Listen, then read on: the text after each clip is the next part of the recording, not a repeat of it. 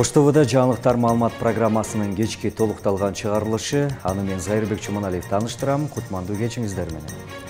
Алдыда кыскача турмөк менен таанышып алыңыздар. Москвада эт саткан дүкөндө кыргызстандык жаран 6 жашар кызга кол салды. Бишкек штамп жана Дастан заводдору Коргоо министрлигинин карамагына өттү. Жаза аткаруу кызматы Жеңго каза болду деген маалыматты төгүндүрдү. Дарак мыйзамсыз кыйылгандан соң Ош мэриясы жеке ишкер менен болгон келишимин токтотту. Сотко ашат деп айтылды. Акт түзүлгөн болсо, бүгүн уже иск, айып пулдары чыгыш керек.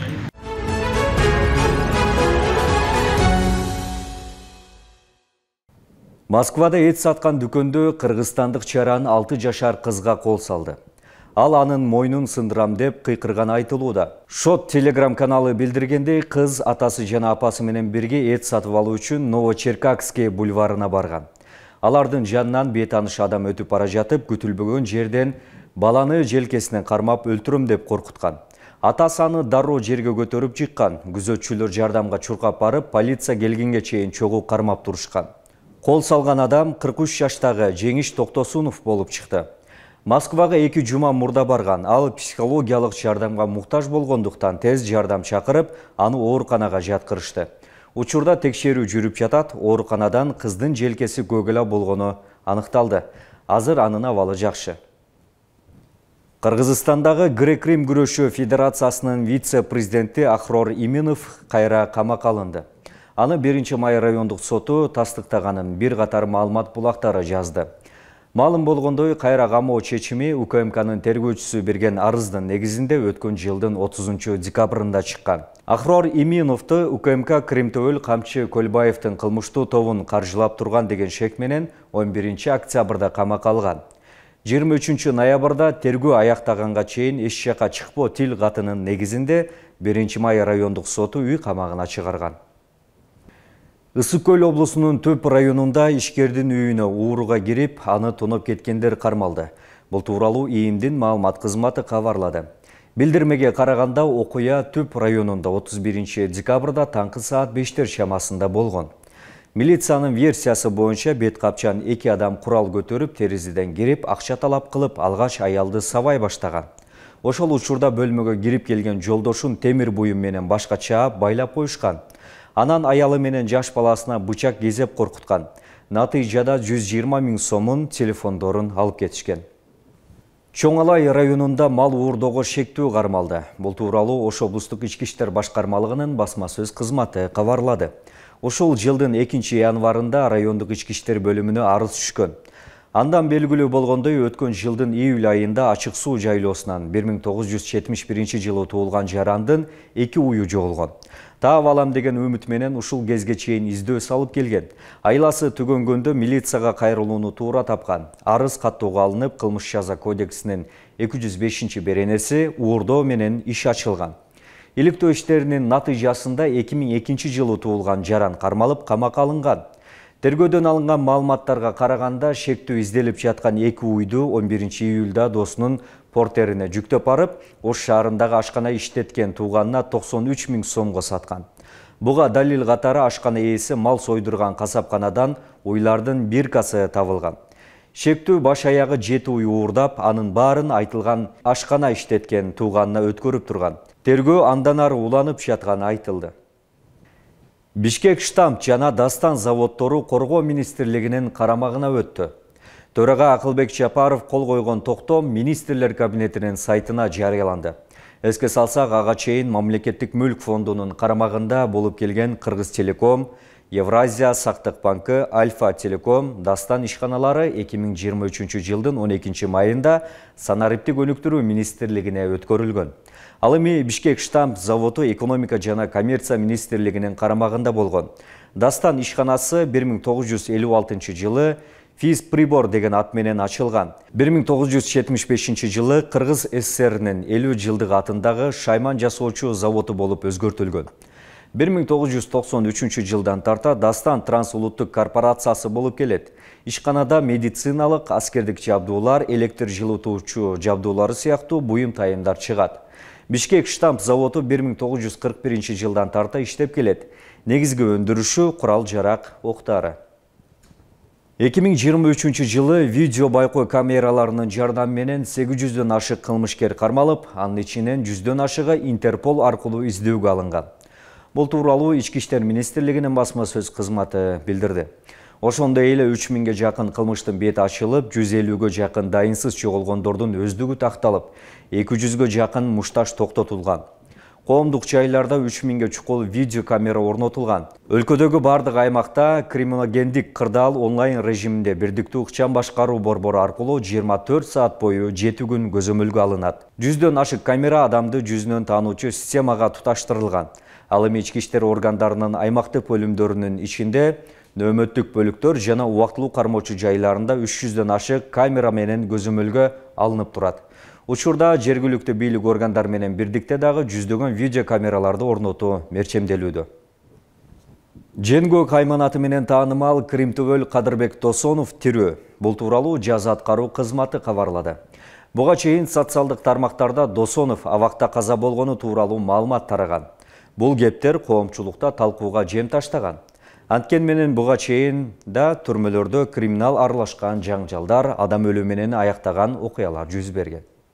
Женгөк айманаты менен белгилүү Кадыр Досонов түрмөдө каза болду делген кептер кече социалдык тармактарга тарады. Талкууга жем таштаган бул маалымат жалган болуп чыкты. Бул тууралуу жазаларды аткаруу кызматы билдирүү таратып, Кримтөбөлдүн адвокаты да төгүндөп, мындай маалымат экинчи ирет таратылып жатканын кошумчалады.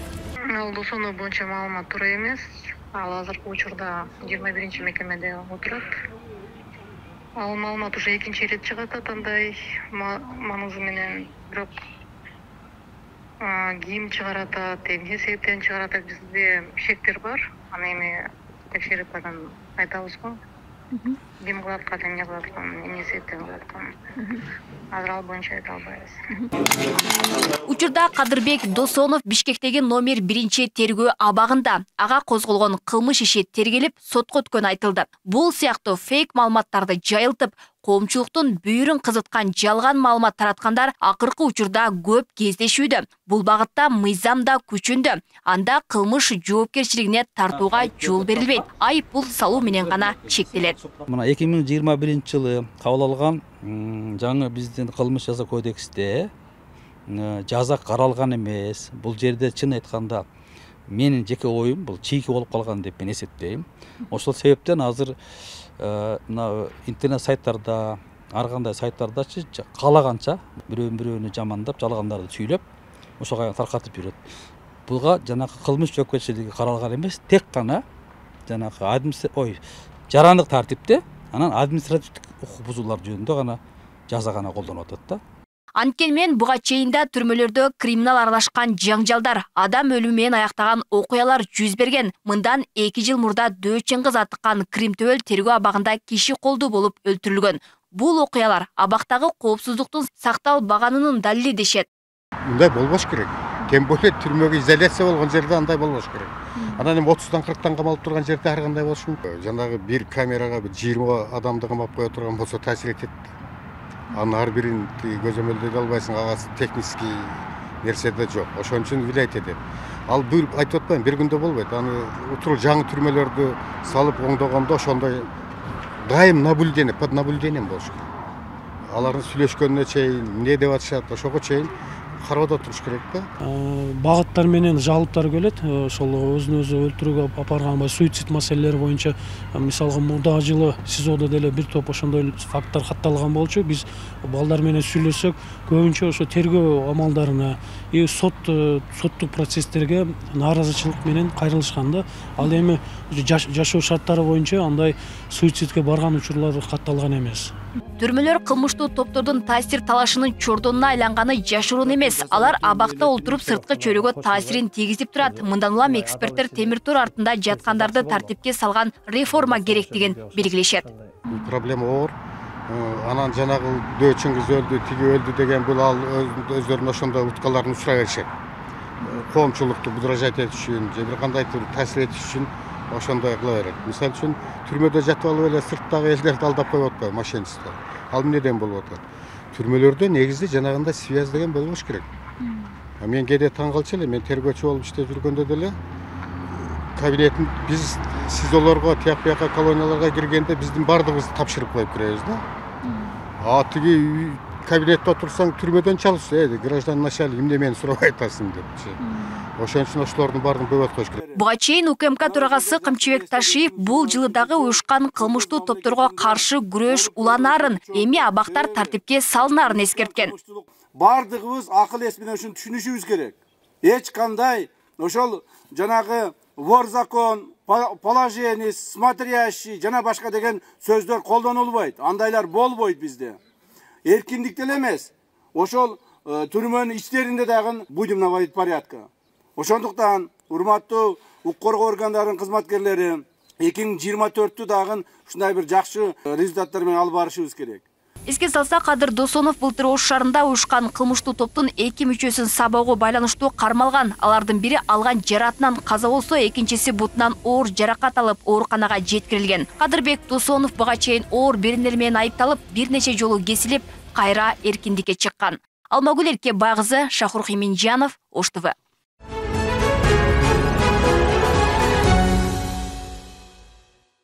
Уруксатсыз кыйылган дарак Ош мэриясы жеке ишкер менен болгон келишимин токтотту. Ош шаарындагы Ленин көчөсүндө жайгашкан Царский двор кафесинин имаратынын алдындагы бака терек дарагынын кыйылышы экологдордун жана активисттердин нааразычылыгын жаратты. Экологияга зыян келтирилгендиги үчүн жеке ишкерге айыппул салынды, мыйзам бузууну жөө кармап кала бийлиги келишимди үздү. Ошентсада 100 жылдык даракка келтирилген зыяндын айыппулу 37 000 сом болгону коомчулуктун талкуусуна түштү.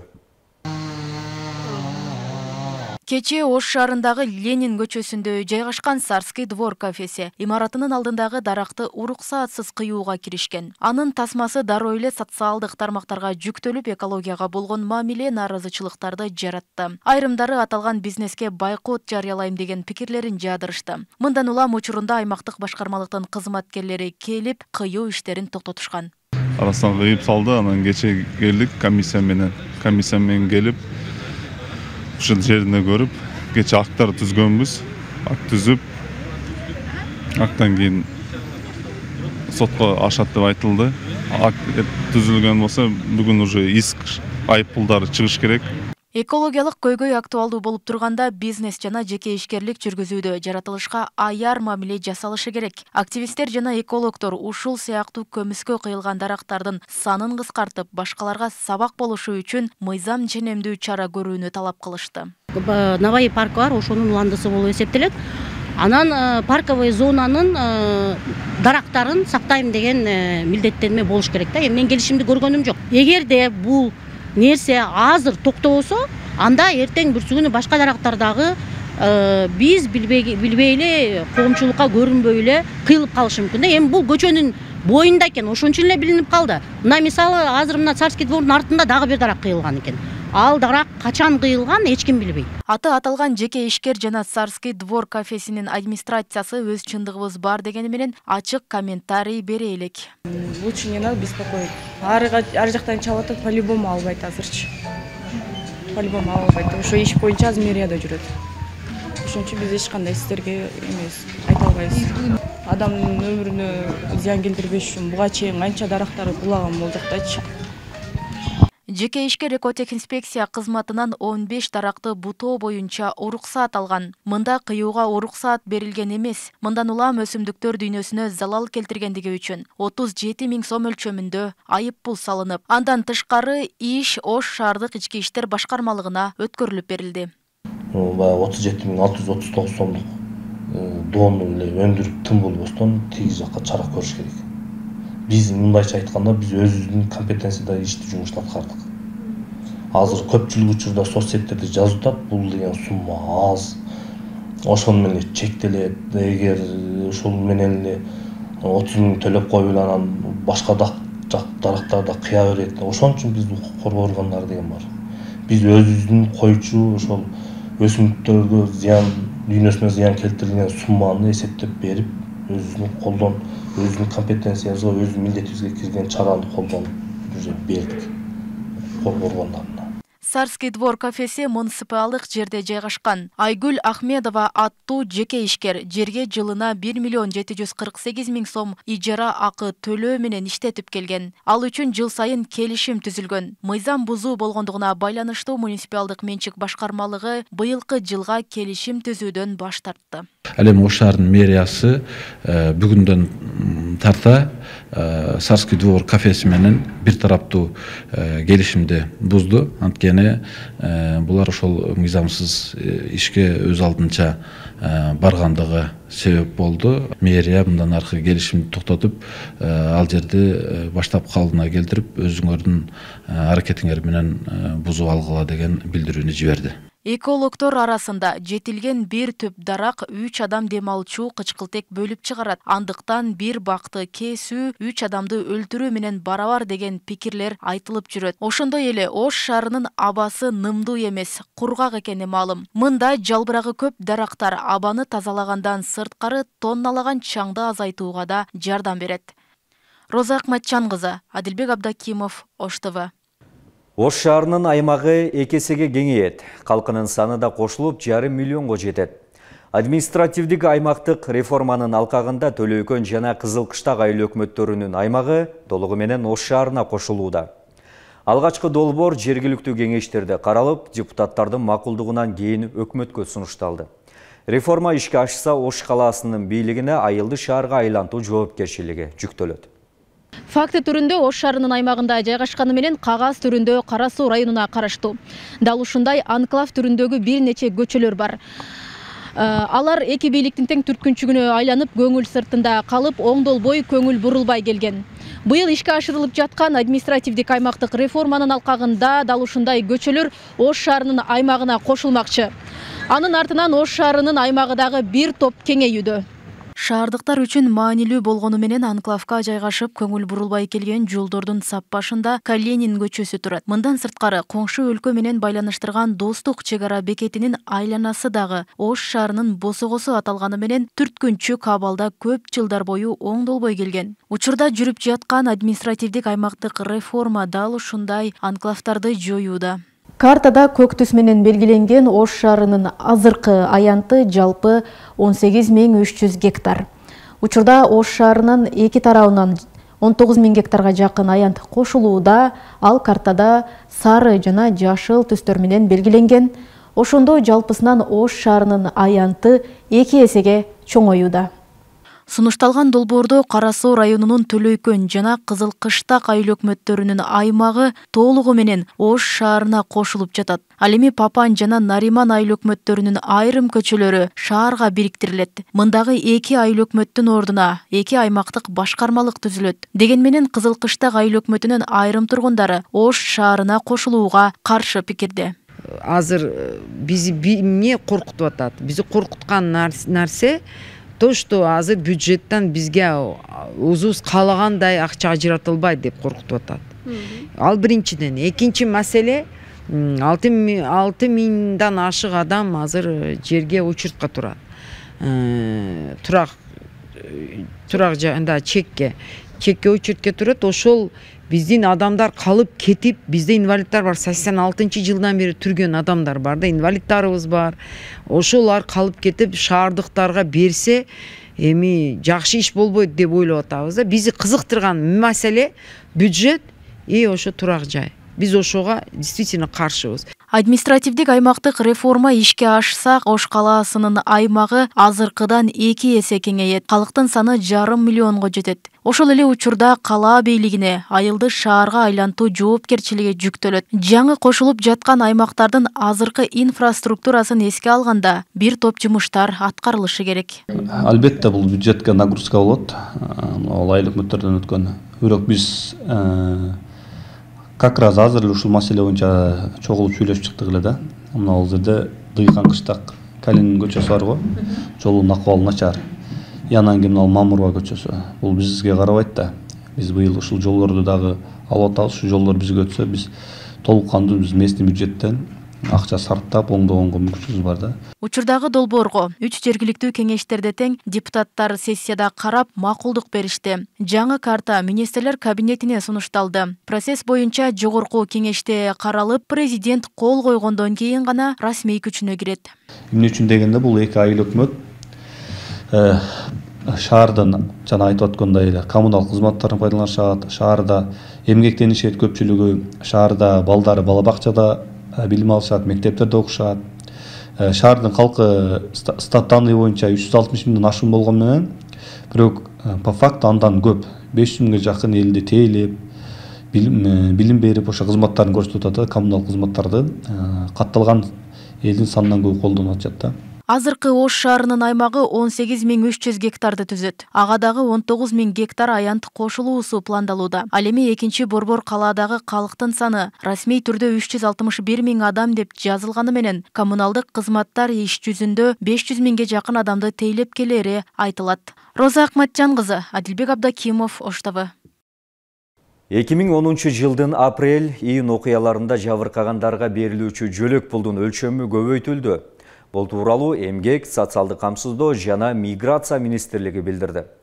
Министрлер кабинетинин төрагасы 2023 жылдын 26 декабрында кол койгон токтомго ылайык айтылган жарандардын кошумча социалдык жөлөк пулу 3700 сомдон 4500 сомго көтөрүлгөн. Учурда мындай жөлөк пулду 411 адам алат. Алардын 194-ü 18 жашка чейинки балдар, 215-и майып, экөө ата-эне. Айта кетсек, 2010 жылдын 7 апрелинде өлкө калкы мамлекет башчы Курманбек Бакиевдин бийлигине каршы көтөрүлүшкө чыгып, бийлик өкүлдөрү элге ок аткан. Кандуу кагылышта 100гө чукул адам курман болуп, 200дөн ашуун адам жаракат алган. Ушул эле жылдын 10 июнунда Ош жана Жалал-Абад облусунда кыргыз-өзбек жаңжалы чыккан. Кырдаал 15 июнда турукташкан. Андан расмий маалыматтар боюнча 900гө чукул, бейрасмий маалыматтар боюнча 2000 чамалуу адам каза таап, 3000ден ашык адам ар кандай жаракат алган. Мына ушул жаңылыктар бүгүнкү чыгарылышыбыздын топтомун түздү. Мен сиздер менен коштошом. Кечиңиздер көңүлдүү улансын. Алдыда дүйнө кабарлары орун алат.